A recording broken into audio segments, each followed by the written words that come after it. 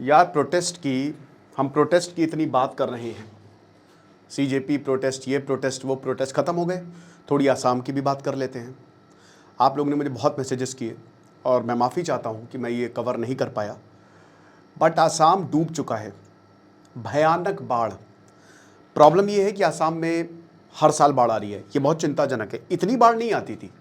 2017 से लेकर अभी तक लगभग हर जगह आपको पानी ही पानी देखने को मिलेगा। हाल में नागालैंड में क्लाउड बर्स्ट हुआ।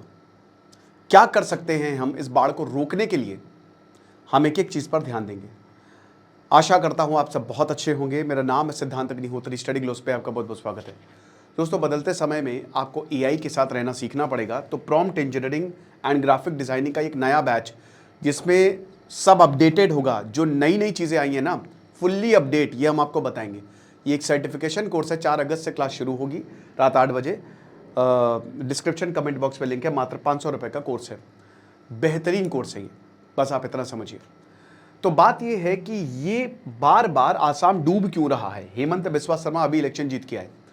आसाम में 35 डिस्ट्रिक्ट्स हैं, 35 डिस्ट्रिक्ट्स आर देयर। 12 डिस्ट्रिक्ट में तबाही मची हुई है, भयानक बारिश हो रही है।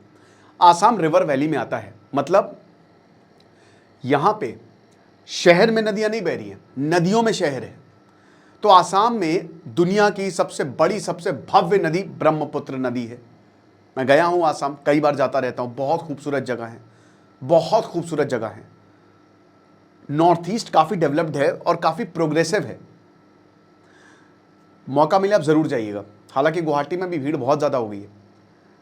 तो आसाम रिवर वैली में आता है, नदियों के बीच में शहर है। हर जगह से नदी ही नदी आती है। दो यहाँ के मेन रीजन, एक तो नदी और ऊपर से बारिश। भयानक बारिश नॉर्थ ईस्ट में होती है, भयानक। 450% बारिश हुई है, 450% एबव द नॉर्मल रेनफॉल। कहीं पे बारिश नहीं हो रही, कहीं इतनी बारिश हो रही कि पूरा शहर बह जा रहा है। मेन रीजन इसका नागालैंड में क्लाउड बर्स्ट हुआ। और देखिए, जहां पे भी बारिश होगी ना, आसाम की ज्योग्राफी ऐसी है कि सारा कुछ यहीं पे आता है, सारा पानी यहीं पे इकट्ठा होगा। अब देखिए, ये कोई एक्सक्यूज नहीं है, ये कोई एक्सक्यूज नहीं है भाई। देखो, इसका मतलब ये थोड़ी ना कि आप कुछ करेंगे नहीं। अभी बारिश इतनी ज्यादा हुई है। जो सबसे ज्यादा मोस्ट अफेक्टेड डिस्ट्रिक्ट है अपर आसाम में, लोअर आसाम बचा हुआ है अपर आसाम में। इसमें शिवसागर, शारेडाव और जोरहाट, ठीक है। अब यहां के लोग बता रहे हैं कि भैया जो फ्लडिंग है, we have not experienced this type of flooding ever. हमने आज तक इतनी भयानक बाढ़ कभी भी एक्सपीरियंस नहीं की। बहुत सारे परिवार जो है अफेक्टेड हुए हैं। अभी जाहिर सी बात है, कैंप्स लगाए गए हैं, वहां पे वो रह रहे हैं। और कितने घर बर्बाद हो गए, कितने परिवार बर्बाद हो गए। बारिश में यही चीज हमेशा होती है। पूरा इंटायर विलेज, मतलब समझिए कि गांव के गांव को छोड़ के भागना पड़ा। प्रॉब्लम यही है ना कि देखिए, ब्रह्मपुत्र नदियों को तो आप रोक नहीं सकते। कुछ तो नेचुरल कॉजेज हैं और कुछ ह्यूमन मेड हैं, और ह्यूमन मेड ज़्यादा हैं। पहाड़ों को एज इट इज़ छोड़ देना चाहिए, ज़्यादा वहाँ पे फालतू चीज़ें करनी नहीं चाहिए। करेंगे तो यही होगा। फ्लडिंग जो है वो ज़्यादातर पहाड़ी एरिया में आप देख रहे हो। उत्तराखंड में कभी लेक बस्ट हो जाता है, कभी कुछ हो जाता है। और ये क्यों हो रहा है? केदारनाथ में दोस्तों इतनी भीड़ आ रही है, पहाड़ों पर इतनी भीड़ पागल हो गई है, जितना कभी आज तक देखा नहीं गया। Thanks to social media, but climate change उसका सबसे बड़ा कारण है। तो अभी तक 58 डेथ्स हो चुकी हैं, 58। और अभी और कितनी बढ़ेगी पता नहीं, ये तो रिपोर्टेड है। इसमें 6 बच्चे मारे जा चुके हैं। सोचिए, there are 6 childrens amongst them. लगभग 1.5 लाख के करीब जो लोग अफेक्टेड हुए हैं। 4,500 कैंप्स हैं, ठीक है। और यहां आपको बता दूं कि 450 के करीब कैंप्स हैं। एसडीआरएफ, एनडीआरएफ की टीम लगी हुई है कि भाई किसी तरीके से राहत दी जाए, लोगों को इवैक्यूएट किया जाए। हेमंत बिस्वा शर्मा ये बता रहे हैं कि हम बहुत जगह पहुंच गए, बट बहुत जगह नहीं पहुंच पाए हैं।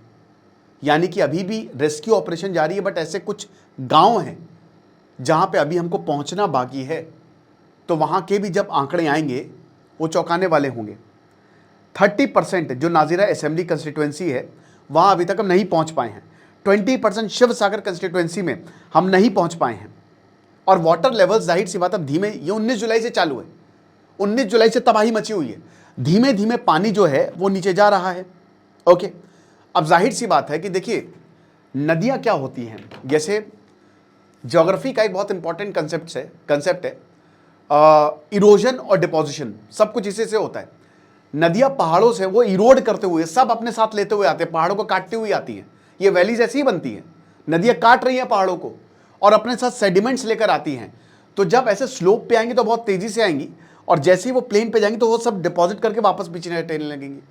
आप इसको ऐसे समझिए कि मान लीजिए आपके घर में पानी आ गया, तो जब आपके घर में पानी भर जाएगा और जब वो वापस जाएगा तो कितनी गंदगी हो जाती है, कितनी सारी धूल धक्कड़ मिट्टी। यही फ्लड प्लेन्स होते हैं, यही डिपोजिशन होता है। तो ये खूब सारे सेडिमेंट्स जो हैं, इतना ज़्यादा सेडिमेंटेशन हो जाता है कि तबाही मच जाती है। और सेडिमेंटेशन इतने इतने फीट तक ऊपर चले जाते हैं, इतने इतने, सोचिए तो इंसान क्या रहेगा, उसका तो घर ही खत्म हो गया, उसका तो सब कुछ खत्म हो गया। ये चीज़ है। ब्रह्मपुत्र वैसे भी एम्बैंकमेंट्स बनाए गए हैं, लेकिन उसके ऊपर से नदी बहने लगी, तो आप क्या ही कर सकते हो जब इतनी ऊपर से नदी बहने लगेगी। ओके, अब वेदर इवेंट्स की बात करें तो मैंने बताया 19 जुलाई को नागालैंड में जो मॉन डिस्ट्रिक्ट है वहाँ पे क्लाउड बर्स्ट हुआ, भयंकर बारिश हुई। और यहाँ पे जब बारिश हुई तो सारा पानी इधर आया। अब देखिए बारिश यहाँ पे हुई, पानी आया, लेकिन उसके बाद जो क्लाउड फॉर्मेशन हुआ है, एबव रेनफॉल से 450% बारिश हुई लगातार 2-3 दिन तक, रुकी ही नहीं, बारिश ही होती रही। और देखिए रेलवे कनेक्टिविटी हो चाहे रोड कनेक्टिविटी हो, सबसे बेहतरीन कनेक्टिविटी आसाम की है। जो सबसे बड़ा एयरपोर्ट और रेलवे स्टेशन है वो गुवाहाटी है, ठीक है, वो गेटवे ऑफ नॉर्थ ईस्ट है गुवाहाटी।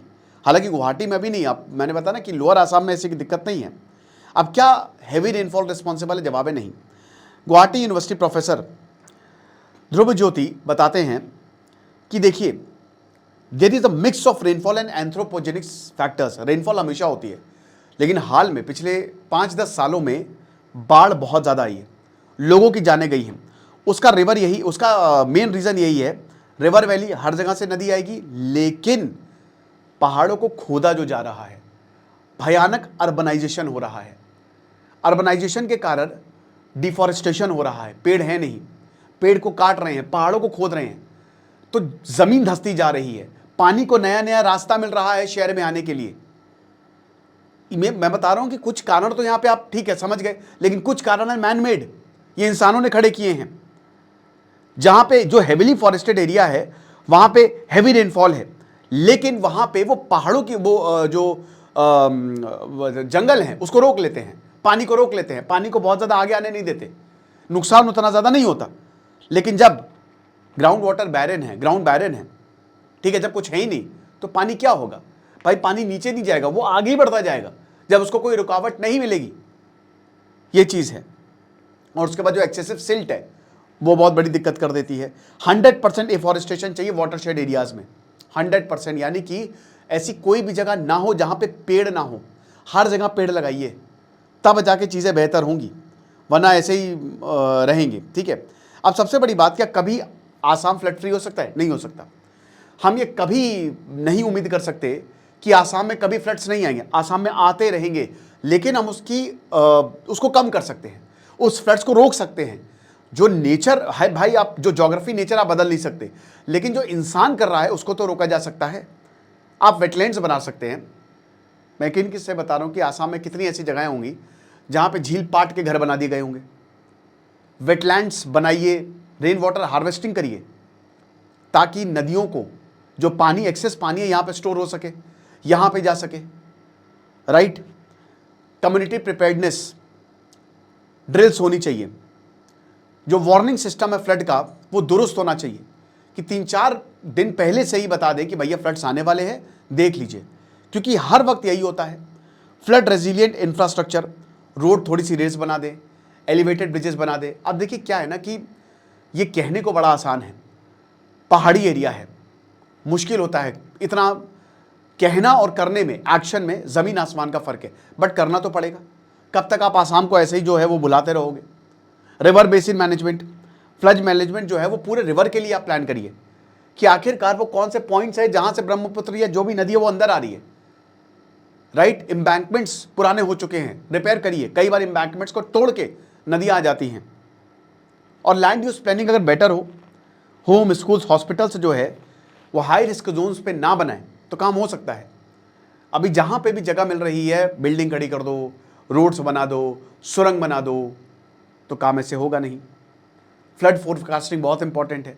कोई भी डिजास्टर की फोरकास्टिंग से देखो भाई, कुछ भी हो, घर चला जाए, कार चली जाए, जोरू चली जाए है, लेकिन जान ना जाए।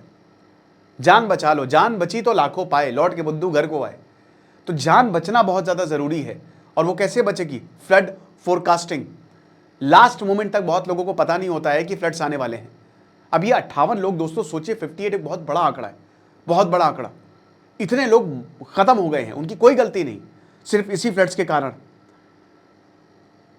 ड्रेनेज, लोगों की भी गलती है, बहुत बड़ी गलती है।